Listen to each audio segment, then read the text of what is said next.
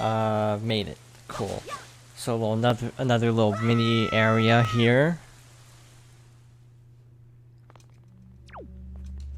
And we have infinitely spawning mini blends. And various boomerang targets. So I feel like this is one of those rooms that's a lot easier on Wii U because you can move while aiming. Not being able to do that on GameCube is obviously not fun. Oh, it hit the wall. And there you have it.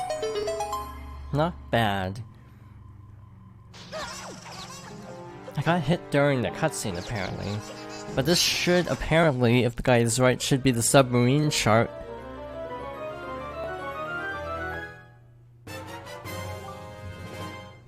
You got a submarine chart. Now you know where to find the enemy submarines that surface from below. Open the chart on the map screen to view it. And because they spawn infinitely, we're just gonna get the heck out of here. Can't really worry about fighting them at the moment. Now, I think the guide is wrong. Because it says to go east now.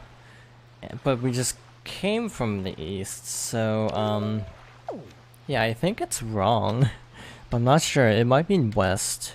So I'm gonna double check where this island actually is. Unless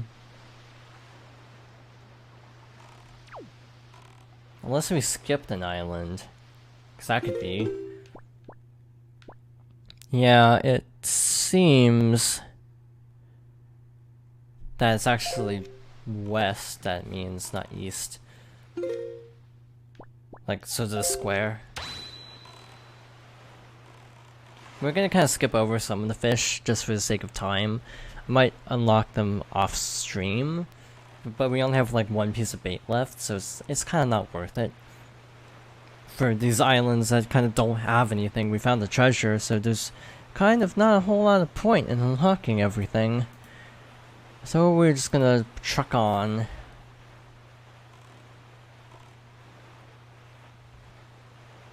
That's Ice Ring Isle. So yeah, I was going slightly north by accident. We're actually gonna chart this one because it's important to story progress later on. So it is a good idea to open this one up on the map.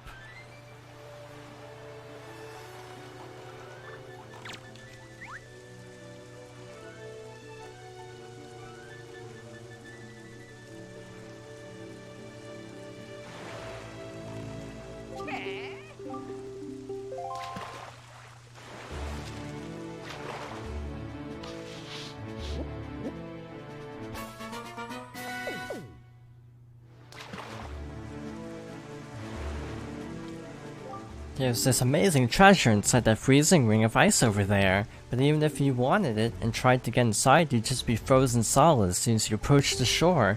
But if you go 4 squares north and 3 squares west, you'll find the power to melt any ice, no matter how cold. Search for it, small fry. So that is pointing again to the same island as the lava mountain, actually. So both types of treasures needed are obtained at the same place, which is kind of convenient. I am actually slightly turned around, I'm gonna be honest. I'm not used to having the map obscured. The last time I played Wind Waker was a randomizer, and the map is actually already automatically unlocked if you choose to have it set up that way, which I usually do because it's a lot simpler.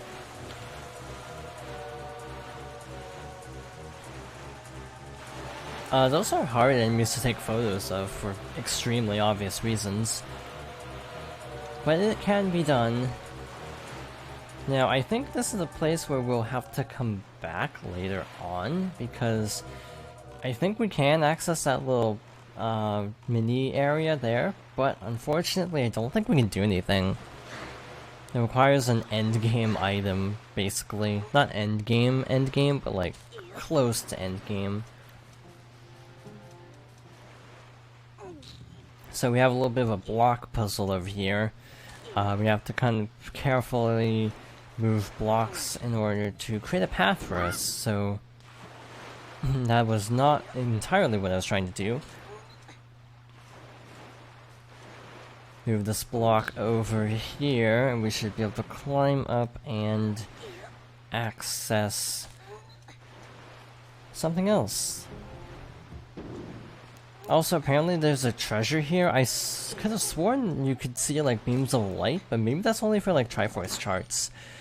Or yeah, there's a thing that you get later called a Triforce chart. Hello! Hello! We got a piece of heart. How goes? We're just kind of cruising. We're not really doing story progress at the moment. Shoot. What treasure chart do we need? It is 15.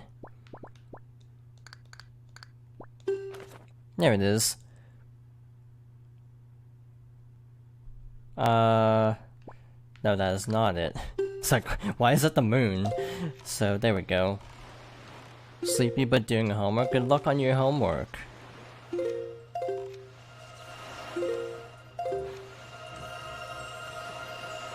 Yep, I'm just chillin'.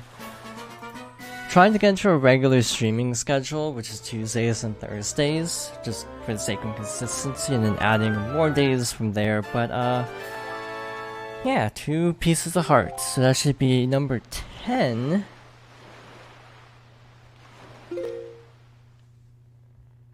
Okay, it doesn't matter order, and I did them out of order in the guide, so,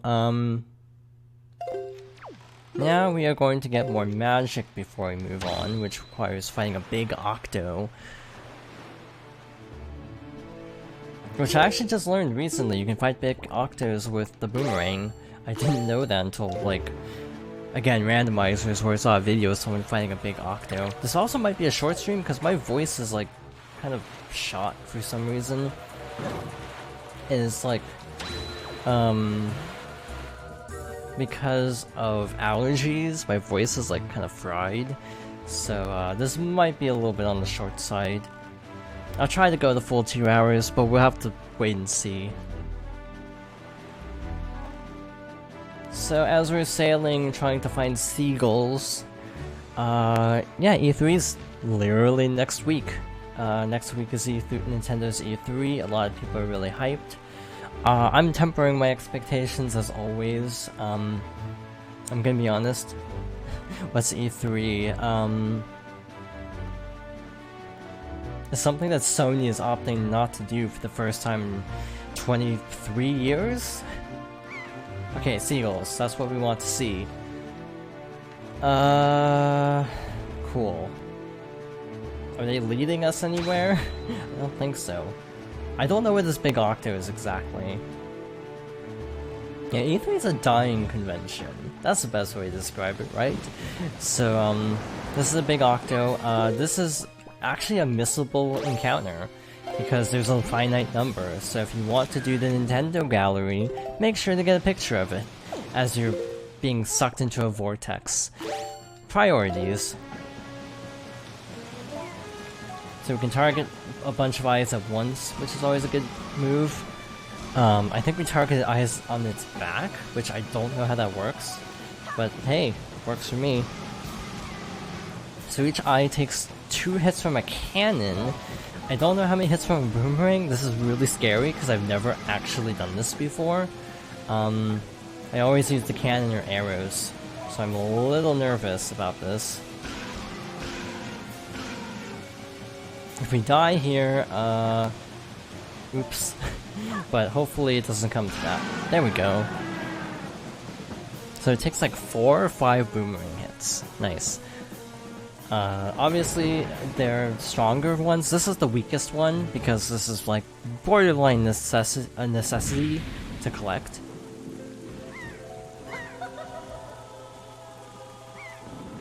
Oh, Waker of the Winds. Thanks to you, I have been freed from the beast's foul grasp. As thanks, I shall give you just a little of my power. Yep, boop.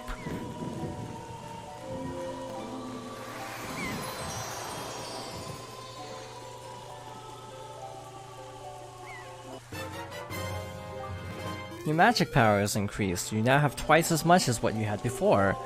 May the winds of fortune always blow across your bow.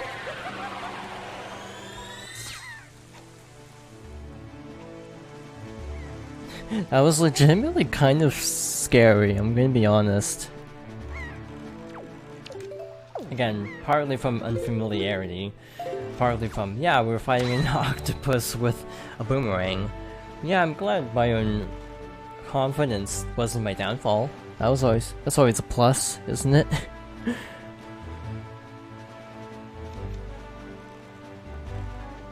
So this should be Headstone.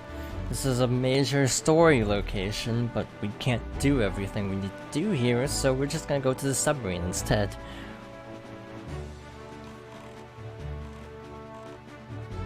Yeah, I guess the current rumor of the week is that Nintendo Direct at E3 will be 45 minutes long. It's been corroborated by multiple analysts. So I'm curious to see where that goes. Obviously, that would be nice to have a lot of announcements instead of just spending half an hour on Smash Bros. Like last year, as much as I enjoy Smash Bros.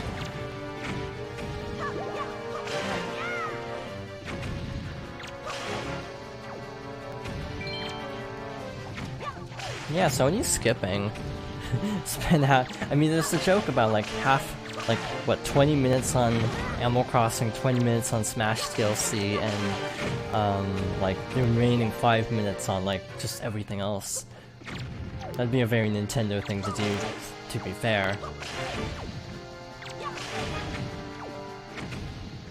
I'm thinking we'll get one DLC character, possibly released like at the end of the month, or maybe in July. I don't know if they'll have him ready yet, because it's only been 2 months since Joker, and that took about 4 months since he was announced. Unless they've already basically finished this character.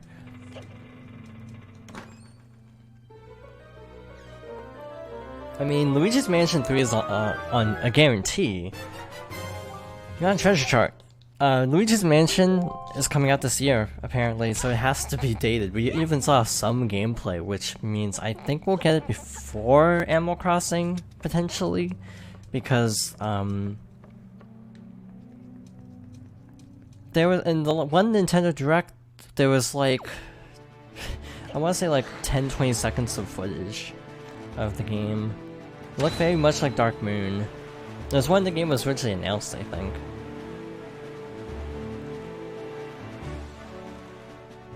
It was a very brief look, and it looked very much like Dark Moon, which I'm okay with, I guess, because I like Dark Moon. I'm just hoping they bring the Scarescraper back, to be honest. Feels like a weird priority, but I just want Scarescraper. I never got to experience it because I didn't like have friends who had 3DSs, and also Luigi's Mansion. Dark Moon is definitely the better game in terms of focus. It feels a lot, well, it's tough, because both have, like, pros and cons, so I don't know which one I would say is better. I think I like parts of Dark Moon better, but the parts I don't like of Dark Moon, I like less than what I don't like in,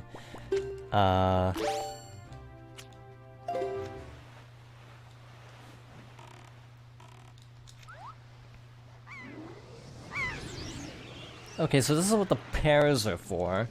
We can take control of seagulls, because that makes sense. For Dark Moon... Yeah, if it's just one... For Luigi's Mansion 3, if it's one continuous mansion, but with the overall gameplay of Dark Moon, I would be happy with that. Since it's not directly a handheld game, I hope they go that direction, make it a little bit less self-contained. Because then they felt like they were padding it out partway through. Like the entire missions that were just the Polterpup. As much as I like the Polterpup as a character, its gameplay sucked. Because it's just repeating the same area. It's like, this is the same, like, 3 missions we just did. Except now we're hunting a dog. But yeah, like, Polterpup is like, in like... Maybe some of the bosses, I think some of the bosses could have been better. But overall, I do like Dark Moon a lot more than most, considering most are like, eh.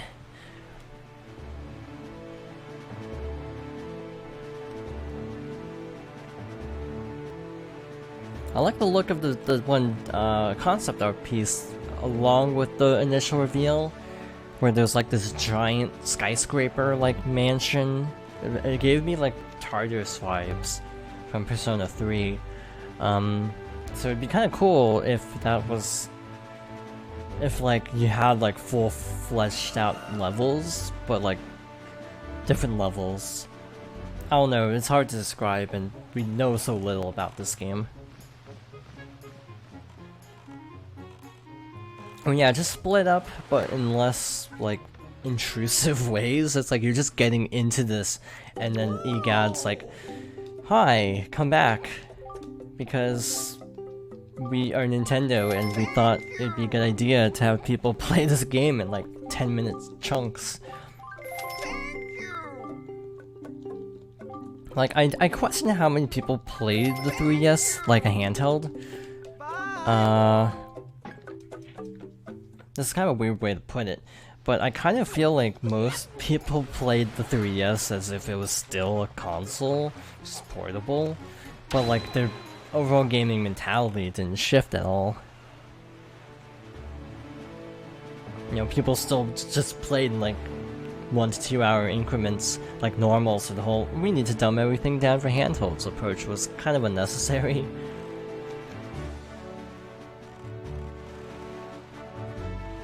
Yeah, if you have like a full mansion that's like a decent, like, full fleshed out experience, I'd be happy with that. Again, I just don't want them to like really have extremely short mission structures in a game that's very much about like exploration, because it kind of also cuts into the exploration